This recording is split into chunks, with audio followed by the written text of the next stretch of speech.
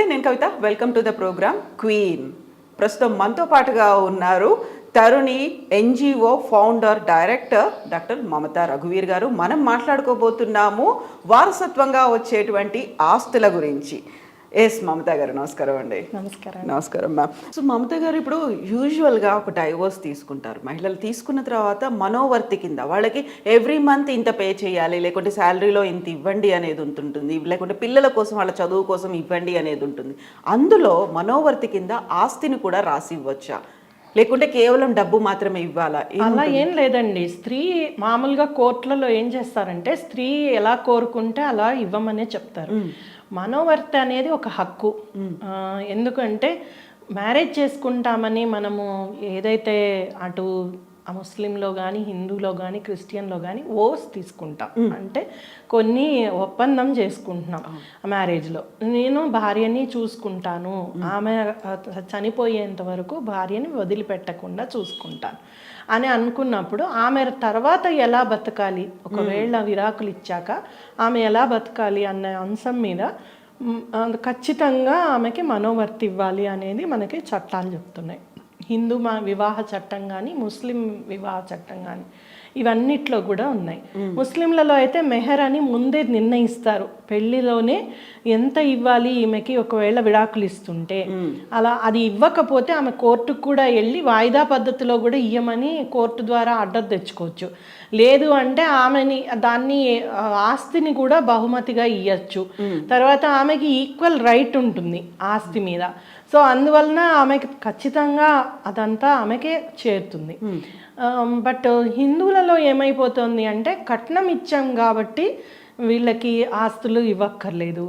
లేదు అంటే మహిళలకి డబ్బు పరంగా మేము నెల నెల మెయింటెనెన్స్ అనేది ఇస్తున్నాం కాబట్టి మేము ఆస్తి ఇవ్వక్కర్లేదు.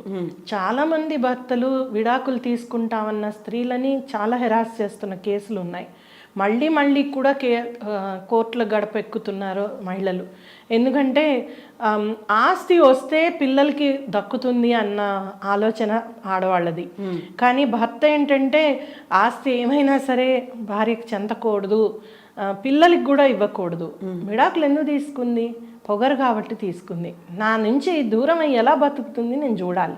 ఇదే ఒక ఈగోతోని, ఒక కక్షతోని వాళ్ళు ఈ సాధింపు చర్యలన్నీ చేస్తున్నారు. మహిళలకి మనోవర్తి కింద మనము అంటే పిత్రార్జితం, అతని పిత్రార్జితంలో కూడా మహిళలకి భాగం ఉంది. మనకి వారసత్వ చట్టంలో కానీ, తర్వాత హిందూ మ్యారేజ్ యాక్ట్లో కానీ ఇది క్లియర్గా చెప్పారు. తర్వాత ఎవరికైనా సరే, తల్లిదండ్రులకైనా పిల్లలకైనా మెయింటెనెన్స్ అనేది సెక్షన్ 125 కింద మనకి ఖచ్చితంగా ఇవ్వాలి అనేది చట్టం చెప్తోంది. ఒకవేళ అది కాకపోతే ఆమె కోర్టుకు వెళ్ళొచ్చు. నా మనోవర్తి నాకు రావాలి అని కోర్టుకు వెళ్ళొచ్చు. అది నెల కావాలా, ఒకే లంసంగా కావాలా, ఇవన్నీ కూడా మహిళ నిర్ణయించుకోవచ్చు. తర్వాత కోర్టులు కూడా ఒకవేళ మహిళ వద్దు అన్నాక, అంటే మ్యూచువల్ కన్సెంట్ డివోర్స్లో కూడా మహిళలు నాకు అక్కర్లేదు ఆయన నుంచి ఏం డబ్బు అన్నాక కూడా మరీ అడుగుతాయి కోర్టులు. కౌన్సిలింగ్లో కూడా అడుగుతారు. ఏమనంటే ఎందుకు వద్దు, మనవర్తి నువ్వు తీసుకో అతని దగ్గర నుంచి, ఆమె ఖచ్చితంగా ఆమె న్యాయం చేయాలి అనేది చెప్తారు. ఆమె సంపాదించుకుంటున్నా, ఆమె పేరు మీద ఆస్తులు ఉన్నా కూడా మనవర్తి పొందొచ్చు. అది కూడా ఇచ్చారు. ఈ మధ్య కాలంలో కొన్ని హైకోర్ట్స్ ఆమె ఆల్రెడీ బాగా సంపాదించి ఈయనకి ఆస్తులు లేవు, లేకపోతే ఈయనకి సంపాదన లేదు అంటే ఒక 2-3 కేసుల్లో మీరు ఇవ్వక్కర్లేదు అనేది ఇచ్చింది. కానీ అలా అని ఆమెకి మెయింటెనెన్స్ ఇవ్వకుండా ఇది చేయడానికి కోర్టులకు కూడా అధికారం లేదు. చట్టంలోనే ఉన్నప్పుడు వాళ్ళు కూడా కోరచ్చు. సో అందువల్ల మనోవర్తి తెచ్చుకునే అవకాశం ఉంది. దాంట్లో ఆస్తి కూడా ఇవ్వచ్చు. ముందే మ్యూచువల్ కన్సెంట్లో అయితే ముందే డీల్ చేసుకుంటున్నారు. ఈ ఫ్లాట్ నీది, ఈ ఇల్లు నీది, లేకపోతే ఈ ఆస్తి నీది, ఇది పిల్లల పేరు మీద ఇలా పెడతానని ముందే నిర్ణయాలు తీసుకుని వాళ్ళు ఫైనల్ చేస్తున్నారు. నా దగ్గర ఒక కేసు వచ్చింది. 2 భార్యాభర్తలు అమెరికా వెళ్ళి సంపాదించుకున్నారు. 2 కలిసి అక్కడ ఇల్లు కొన్నారు. 2 ఇళ్ళు కొన్నారు. ఇల్లు కొన్నాక ఇక్కడ వాళ్ళ మధ్య గొడవలు అయ్యాయి. అక్కడ ఈజీగా తొందరగా గ్రాంట్ అయిపోయింది వాళ్ళకి డైవర్స్. కోర్టు ఏమన్నదంటే ఈమెకి ఇల్లు చెందాలన్నది. ఓకే, ఈమెకే ఆస్తి ఆమెకే ఉండాలి, ఎందుకంటే ఆమె పిల్లల బాగోగులు ఆమె చూసుకుంటానంది. ఆమె అర్న్ చేసుకుంటోంది, అక్కడ సెటిల్ అయిన ఆమె కాబట్టి. అంటే హస్బెండ్ ఏమో సరే అని కోర్టు ఇచ్చిన ఆర్డర్ని ఏం చేయలేరు కదా, వదిలేశారు. కానీ ఆమె మీద ఎంత ప్రెషర్ పెట్టి ఆమె ఆస్తి ఆ డబ్బు ఆ ఇంటి మీద ఈమె వెళ్ళనీయకుండా అక్కడ ఇబ్బందులు పెట్టి చాలా ఇష్యూస్లో ఆమె మళ్ళీ కోర్టుకు వెళ్ళాల్సి వచ్చింది. అది కూడా ఇక్కడ కోర్టులకి. గమ్మత్ ఏంటంటే అక్కడ ఇచ్చిన చట్టం ప్రకారం కోర్టు మనవర్తి కింద ఆమెకి ఇచ్చింది. ఇక్కడ కోర్టులో అన్నారు మాకు సంబంధం లేదు, ఆస్తి ఇక్కడ లేదు కాబట్టి మాకు సంబంధం లేదు, సివిల్ పిటిషన్ వేస్తే. సో ఆ విధంగా అమ్మాయి ఆ 2 ఇళ్ళు తాళం పెట్టే ఉన్నాయి కానీ ఆమెకి చెందలేదు. అలా చాలా కేసులు ఉన్నాయి. భర్త ఇస్తున్నాను అంటాడు, ఆ ఫ్లాటో ఇల్లో లేకపోతే ఆ భూమో ఈమె దాన్ని వాడుకోవాలి తను అని అనుకుంటే వాడనీయకుండా చేయడం, ఇలాంటివన్నీ కూడా మోసాలు చాలా జరుగుతున్నాయి. మనోవర్తి మోసాల్లో చాలా ఎక్కువ అండి. ఎందుకంటే కోర్టులో ఏం చెప్తారు, ప్రతి నెల ఈ అమ్మాయికి 10,000 ఇస్తాం, లేకపోతే కోర్టు డిసైడ్ చేస్తుంది ఇన్ని వేలు ఇవ్వాలి నీ జీతంలోంచి అని. ఏ కంపెనీ కూడా, ముఖ్యంగా ప్రైవేట్ కంపెనీ, ఈవెన్ గవర్నమెంట్ కూడా ఆయన శాలరీలోంచి ఇంత అమౌంట్ భార్యకి వెళ్ళాలని ఇయ్యదు. ప్రైవేట్ కంపెనీలు అయితే ఏమంటున్నాయంటే మాకు సంబంధం లేదు, అది పర్సనల్ ఇష్యూ. అదే గవర్నమెంట్లో అయితే చాలా రేర్ ఆఫ్ ది రేరెస్ట్. ఆమె పెన్షన్ ఇవ్వడానికి గవర్నమెంట్లో రూల్స్ ఉన్నాయి, కానీ ఆయన జీతంలో సగం ఇవ్వడానికి రూల్స్ లేవని చెప్తారు. నిజమే, అది రూల్స్ లేవు వాళ్ళకి, అలాంటి రూల్స్ చేయలేదు. ఎందుకంటే వీళ్ళు డిఫరెంట్ మతాల వాళ్ళు, డిఫరెంట్ చట్టాలు ఉన్నాయి మన భారతదేశంలో. దానివల్ల ఆ చట్ట ప్రకారం వాళ్ళ పర్సనల్ లాస్ ప్రకారం వాళ్ళకి మనోవర్తి వస్తుంది. దాంట్లో ఏదైతే ఎంప్లాయర్ ఉన్నారో వాళ్ళు దీంట్లో పట్టించుకోవాల్సిన అవసరం లేదు. సో అలా జరుగుతుంది. అందువలన ఈ అమ్మాయికి అసలు కొన్నాళ్ళు ఇస్తాడు, 3 నెలలు ఇస్తాడు, 1 సంవత్సరం ఇస్తాడు, తర్వాత మనోవర్తి బంద్ చేసేస్తాడు. మళ్ళీ ఈమె కోర్టుకు వెళ్ళాలి. అప్పటికేం నిన్ననే నాకు వచ్చింది ఒక కేసు. ఎందుకమ్మా నువ్వు మళ్ళీ కోర్టుకు వెళ్ళలే, నీ డబ్బులు నీకు రాలేదు అంటున్నావు, మళ్ళీ కోర్టుకు వెళ్ళంటే ఆమె ఒకటే చెప్తోంది, నేను ఎన్ని కోర్టులకు వెళ్ళినా ఎక్కడికి వెళ్ళినా అవతల లాయర్స్ని కొనేస్తాడు, పోలీస్ని ఇది చేసేస్తాడు, నాకు ఇంతవరకు ఎవ్వరూ సపోర్ట్ ఇవ్వట్లేదు. హైకోర్టు వరకు కూడా వెళ్ళింది ఆమె, ఎక్కడా నాకు సపోర్ట్ రావట్లేదండి. ఆ కేసులు అలా ఎడ్జాన్ అవుతూ ఉంటాయి. అంతేగాని ఈమె ఎలా వెళ్తుంది? తన పేరు మీద వచ్చిన మనోవర్తి రాకపోవడం, తను సంపాదించుకోకపోయినా ఇంకోళ్ళ మీద ఆధారపడుతూ బతకాలి, మళ్ళీ కోర్టుకు ఖర్చు పెట్టుకోవాలి, ట్రావెల్ ఎవరు ఇస్తారు తిరగడానికి, కేసులకి, ఇవన్నీ కూడా సమస్యలే.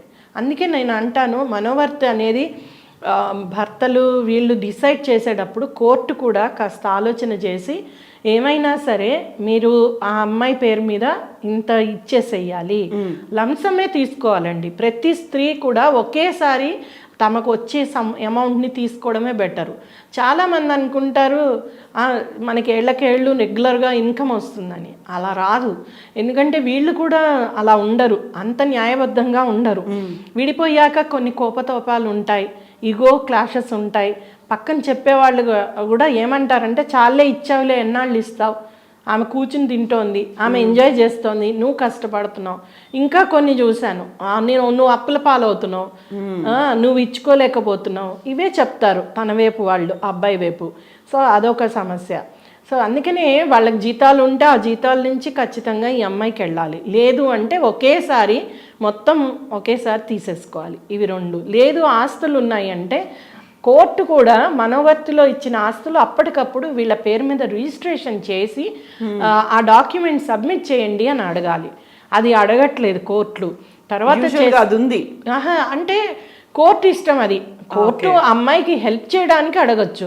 ఈ అమ్మాయి కూడా అలాగా రిక్వెస్ట్ చేయాలి. ఏం చేస్తారంటే అక్కడ ఏదో ఒకటి ఒప్పేసుకో, తొందరగా క్లోజ్ అవుతుంది, ఇంకా చాలు ఎన్నాళ్ళు ఈ కేసు, అలా బలవంత పెట్టేస్తారు. అటు అడ్వకేట్స్ ఇటు అడ్వకేట్స్.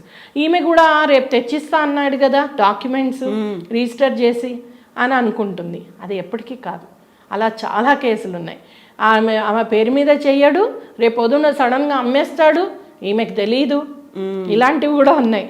అమ్మేసి ఏమైపోయాడో తెలీదు, ఆ డబ్బు తీసుకుని వెళ్ళిపోతాడు, దొరకడు, ఆయన నెంబర్ ఉండదు, అడ్రస్ ఉండదు, ఈమె ఎవరితో పోట్లాడుతుంది.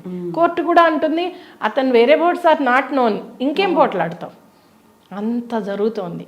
సో ఇది జరగకుండా ఉండాలి అంటే కోర్టులు కూడా న్యాయపరంగా ఆలోచించాలి. ఈ మధ్య మద్రాసు హైకోర్టు మంచి ఒక డెసిషన్ ఇచ్చింది ఒక కేసులో. ఆ కేసులో ఏమైంది అంటే అతను అన్నాడు, నేను మనోవర్తి ఏమి ఇయ్యను, ఆస్తి ఇవ్వను, అదంతా నేను స్వార్జితంగా సంపాదించుకున్నది, నేను ఎందుకు ఇవ్వాలి ఆమెకి అని అన్నాడు. ఆమె ఇన్నాళ్ళు ఒక హౌస్ వైఫ్గానే హౌస్ మేకర్గానే ఉంది.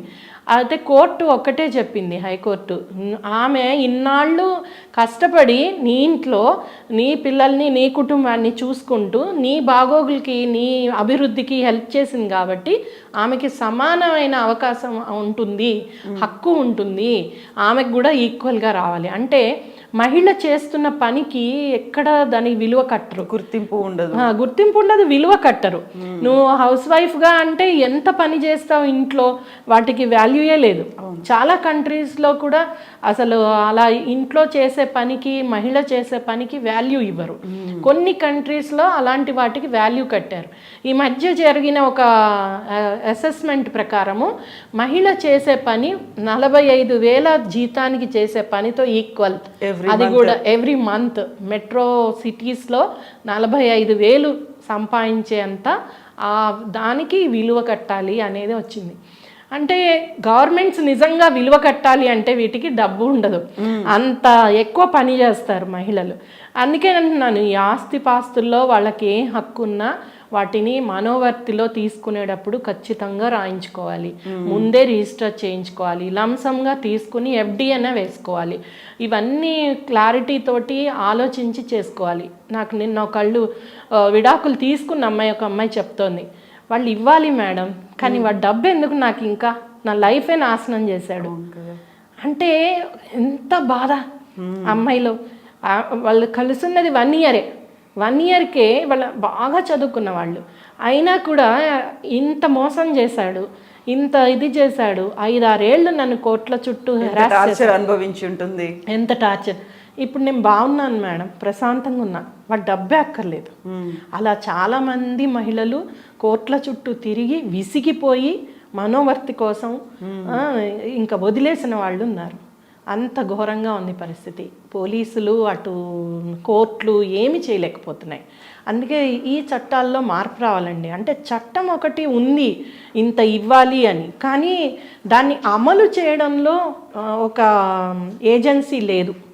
ఇప్పుడు మనోవర్తి ఉంది, ఆ మనోవర్తి ఇచ్చారు, అది అమలు అయిందా లేదా కోర్టు చూడలేదు, follow up of the case court చేయలేదు. ఎవరు చెయ్యాలి మరి? మళ్ళీ వాళ్ళకి అన్యాయం జరిగితే కోర్టుకి ఎక్కితే కానీ కోర్టుకి తెలియదు. అందుకే దానికి ఒక మెకానిజం అనేది ఉండాలి. ఆ మెకానిజం ఎలా పెడతారు అంటే అది మన రిజిస్ట్రేషన్ ఆఫీసు లేకపోతే అన్నిటితోని సమన్వయంతో ఉండాలి. మహిళకి గ్యారంటీ ఇచ్చే విధంగా ఉండాలి. తన పేరు మీద అది జరిగేటట్లు, ఆమెకు వచ్చేటట్లు చూసే విధంగా ఉండాలి. పోలీసు, తర్వాత రెవెన్యూ, తర్వాత ఈ registration department, women and child welfare ఇలా వాళ్ళతో పాటుగా ఒక కమిటీలు వేయడమో, ఏదో ఒక విధంగా ఒక ఏజెన్సీని తయారు చేయడమో చెయ్యాలి. అప్పుడు చేస్తే కానీ ఇవి వాళ్ళకి న్యాయం జరగదు. మహిళలకి వాళ్ళకు వచ్చే డబ్బులు వాళ్ళకు వచ్చేవి రావు. తర్వాత మనవర్తిలో చాలామంది ఓన్లీ మనీ అడుగుతున్నారు. నా ఆలోచనలో ఏంటంటే వాళ్ళు ఆస్తులు అడగాలి, ఆస్తుల కోసం ఫైట్ చేయాలి. ఆ ఆస్తి తెచ్చుకుంటే రేపొద్దున మనీ ఏముందండి, కరిగిపోతుంది. ఎంతైనా కానీ వీళ్ళు ఎంత తెచ్చుకున్నా, ఈ రోజుల్లో 1,00,000 రూపాయలు తెచ్చుకుంటే రేపొద్దున్న దానికి వాల్యూయే ఉండదు. ఆమెకి ఆమె పిల్లలు పెరిగేటప్పటికి, లేకపోతే ఆమె పిల్లల బాధ్యత ఆమె మీద ఉందనుకోండి, వాళ్ళ చదువులకి వాళ్ళ పెళ్ళిళ్ళకి ఏం వాల్యూ ఉండదు. వాడు మళ్ళీ ఏమీ ఇవ్వడు కదా. చాలా కేసుల్లో పిల్లల బాధ్యత తల్లులే తీసుకుంటున్నారు. ఎందుకంటే తల్లులతో ఉన్న అటాచ్మెంటు, పిల్లలకు కూడా ఎమోషనల్ అటాచ్మెంటు, పిల్లలతో ఉన్న ఎమోషనల్ అటాచ్మెంట్లో మేమే బాధ్యత తీసుకుంటాం అంటున్నారు. తీసుకున్నప్పుడు మరి తమ పేరు మీద వచ్చేది, పిల్లల పేరు మీద వచ్చేది ఏమీ రావట్లేదు. మేము కూడా ఏం చెప్తున్నాం అంటే, ఎన్నాళ్ళు ఫైట్ చేస్తావు, వదిలేసే, రేపు పొద్దున్నే సివిల్ పిటిషన్ వేసుకో, ఎందుకంటే ఎలాగో నీకు వాటా ఉంది, నీ పిల్లలకి వాటా ఉంది అని చెప్తున్నాం. కానీ ఆ సివిల్ పిటిషన్లో కూడా న్యాయం జరగదు. ఎన్నో ఏళ్ళు పడుతుంది. అది వేసుకోగలిగే స్తోమత తాహతు వీళ్ళకి ఉండాలి, డబ్బు ఉండాలి, ఇవన్నీ. సో అందువల్ల న్యాయము స్త్రీకి అందని ద్రాక్షగానే ఉంది. అలా కాకుండా అందేటట్లుగా చేయాల్సిన బాధ్యత ప్రభుత్వాన్ని. అయితే ఇక్కడ కీలకమైంది ఏంటంటే వరకట్నం కింద ఒక బంగారం ఇస్తారు, లేకుంటే డబ్బు అనేది ఇస్తారు, లేకపోతే కొన్ని వస్తువులు అనేవి ఇస్తూ ఉంటారు, ఆస్తులు ఇస్తుంటారు. ఇవన్నీ పెళ్ళైన వెంటనే అవన్నీ ఆ కుటుంబానికి చెందుతాయి, లేకుంటే హస్బెండ్కి చెందుతాయి, వాళ్ళ ఫ్యామిలీకి వెళ్తాయి. మనోవర్తి తీసుకునే టైంలో ఇవన్నీ కూడా మళ్ళీ రిటర్న్ తెప్పించుకోవచ్చు అంటారా? రిటర్న్ ఇవ్వమని అడగాలి, అడుగుతారు కూడా చాలా మంది. కానీ అవన్నీ ఎవ్వరూ కూడా రిటర్న్ ఇయ్యరండి. ఇప్పుడు వివాహానికి 20 లక్షలు ఖర్చు చేసాం, ఆ ఖర్చైనా ఇవ్వండి అంటారు వీళ్ళు. ఎక్కడి నుంచి ఇస్తామో మేము, ఆ ఖర్చు అప్పుడు ఖర్చు అయిపోయింది కదా, మేమేమి ఇవ్వలేము అంటారు వీళ్ళు. పైసా రాదండి, అన్ని కేసుల్లో మేము చూస్తున్నాం కదా, చాలా కష్టం. అందుకే అంటాను నేను, కట్నంగా ఇచ్చేది నీ అమ్మాయి పేరు మీద పెట్టు. నువ్వు నగలు ఇవ్వకపోయినా పర్వాలేదు, గిల్ట్ నగలు వేసుకొని పెళ్లి చేసుకుంటుంది అమ్మాయి. తర్వాత ఆర్భాటంగా పెళ్లి చేయకపోయినా పర్వాలేదు, 10 మంది భోజనం పెట్టి పెళ్లి చేయి. కానీ ఏది ఇవ్వాలనుకుంటున్నావో తల్లిదండ్రులు చాలా తెలివిగా ఖచ్చితంగా ఈ విషయంలో వాళ్ళు ఆడపిల్లకి న్యాయం చేయాలి. వాళ్ళకి ఇవ్వాలనుకున్నవి ఆడపిల్ల పేరు మీదే పెట్టాలి. అవి ఎక్కడా కూడా మగవాళ్ళు అంటే భర్త కానీ భర్త కుటుంబీకులు కానీ ఈమెని ఫోర్స్ చేయని విధంగా ఉంచాలి. అవన్నీ కూడా చూడాల్సిన బాధ్యత ఉంది ఇచ్చేటప్పుడు. అలాగనే ఇప్పుడు డబుల్ బెడ్రూమ్ ఇళ్ళు ఇస్తున్నారు ఆడవాళ్ళ పేరు మీద. దాని గురించి కూడా నేను విన్నాను. 1 నెల 2 నెలల్లోనే మళ్ళీ మొగాడి పేరు మీద ట్రాన్స్ఫర్ చేయించుకుంటున్నారు. అంటే ప్రభుత్వం ఒక పథకం పెట్టింది స్త్రీకే ఇవ్వాలని. పట్టా ల్యాండ్స్ ఇస్తారు, స్త్రీకే ఇస్తారు. కానీ అది ఎంత టైం లోపల వీళ్ళ నుంచి దాన్ని బదిలీ చేయించుకుంటున్నారు. సో ఇవన్నీ కూడా ఏంటంటే ముఖ్యంగా స్త్రీకి విద్య పెరగాలి, తన ధైర్యం పెరగాలి, ఇలాంటివి ఆస్తులు ఏవైతే తనకి రావాల్సిన ఉన్నాయో అవి ఎలా తెచ్చుకోగలిగే నాలెడ్జ్ పెరగాలి, న్యాయం అందేటట్లు ఉండాలి. పోలీసులు కూడా దీంట్లో మధ్యలో ఏం చేస్తారంటే కౌన్సిలింగ్ పేరుతోటి వాళ్ళని పిలిచి ఇది అడ్జస్ట్ కామ్మా, ఇదే ఇవ్వగలరు, వాళ్ళు అంతకన్నా ఇయ్యలేమంటున్నారు, ఏదొచ్చిందో అది తీసుకో, ఇలాంటి మాటలు మాట్లాడకూడదు, ఇలాంటివి చేయకూడదు. వాళ్ళకి ఇంకా ధైర్యం ఇచ్చి ఎందుకు ఇయ్యాలి అనేది చెప్పరు. మనము 24 గంటలు నాకు ఒక న్యాయమూర్తి చెప్పారులేండి, వచ్చే ఆ భర్తలను అందరినీ మేము మా సొంత అల్లుళ్ళలాగా చూస్తామమ్మా, ఎన్ని గృహహింస కేసులైనా కానీ, ఎన్ని మనవర్తి కేసులు విడాకుల కేసుల్లో అయినా మాకు ఎప్పుడు ఆ భర్త అల్లుడే, అలాంటి యాటిట్యూడ్ మాకు ఉంటుంది.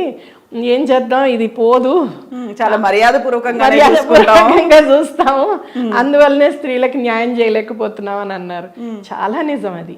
పోలీస్ కానీ న్యాయ వ్యవస్థ కానీ ఎంతసేపు భర్త వైపు ఆలోచిస్తుంది కానీ భార్యకి లేకపోతే మనవర్తి రావాల్సిన తల్లికో మెయింటెనెన్స్ రావాల్సిన తల్లి గురించో ఆలోచించదు. ఆ వివక్ష అనేది వాళ్ళ థింకింగ్లోనే ఉంది. ఆ వివక్ష పోతే కానీ, ఆలోచన విధానం మారితే కానీ ఇవన్నీ మారవు. కానీ ఇప్పటికైనా ఇప్పుడున్న ఆడపిల్లలు కాస్త తెలివిగా ఉంటున్నారు. ఇంకాస్త తెలివి పెంచుకోవాల్సిన అవసరం ఉంది, దాంట్లో నేర్చుకోవాల్సిన అవసరం ఉంది. ఇవాళ రేపు పెళ్ళిళ్ళు నిలబడడం అనేది చాలా కష్టమైపోతుంది. అందువలన కూడా ముందు నుంచే ఏముంటాయి, ఏం ఆస్తులు ఉంటాయి, ఎలా చెయ్యాలి అనేది చూసుకోవాలి. భర్తలు కూడా ఈగోకి పోకూడదు. నీ భార్యే కదా ఇన్నాళ్ళు ఉన్నది, ఆమె తన పిల్లలనో తన కోసమో అడుగుతోంది. అది కూడా వీళ్ళు కొద్దిగా విశాల దృక్పథంతో, రేపు పొద్దున వాళ్ళ చెల్లికి వస్తే అడగరా, అక్కకు వస్తే అడగరా, ఆ విశాల దృక్పథం కూడా అలవడాలి. ఎప్పుడైనా మహిళకి మనము గౌరవించాలి, వాళ్ళకి ఇయ్యాలి అనేది రావాలి. పూర్వము మ్యాట్రిలీనియల్ సొసైటీస్లో, మాతృస్వామ్య సొసైటీస్లో ఖచ్చితంగా ఆస్తి వాళ్ళ పేరు మీద, ఇప్పటికి కూడా మనకి నార్త్ ఈస్ట్లో కొన్ని కమ్యూనిటీస్ ఉన్నాయి, ఆస్తి వాళ్ళ పేరు మీదే ఉంటుంది. అలా ఉంటే అదే వాళ్ళు గౌరవంగా కూడా థింక్ చేస్తారు. అలా ఆలోచించగలగాలి అందరూ కూడా. అంటే ఆస్తి పాడవదు, స్త్రీ దగ్గర ఉంటే సెక్యూర్డ్గా ఉంటుంది, తర్వాత కుటుంబానికే ఖర్చు పెడుతుంది అనే ఆలోచన రావాలి. వస్తే అప్పుడు కొంత మారుతుంది. ఆలోచన విధానం మారాలండి. మారకపోతే ఎన్నాళ్ళైనా ఏదో దానం చేసినట్టే ఉంటుంది. స్త్రీకి ఆస్తి కానీ నువ్వు కట్నం కింద ఏది ఇస్తున్నా, పెళ్ళికి ఖర్చు పెట్టినా ఎవరి కోసము ఏదో అవుట్ ఆఫ్ ది వే వెళ్ళి దానం చేస్తున్నాం. అనేది ఆలోచిస్తున్నారు తల్లిదండ్రులు, అంతేకాని ఆమె హక్కుగా ఆలోచించట్లా. ఒక స్త్రీకి హక్కు ఇది ఉంది అనేది ఆలోచించట్లే. అది దానం నుంచి హక్కుగా మారినప్పుడే ఇవన్నీ మారుతాయి. అప్పుడు అవగాహన ఉండాలి, బాధ్యత కూడా వ్యవహరించాలి ఇంకా. ఎస్, అది చాలా అవసరం, అప్పుడే మారుతాయి. ఎస్ అండి, థ్యాంక్ యూ సో మచ్ మమత గారు, థ్యాంక్ యూ అండి.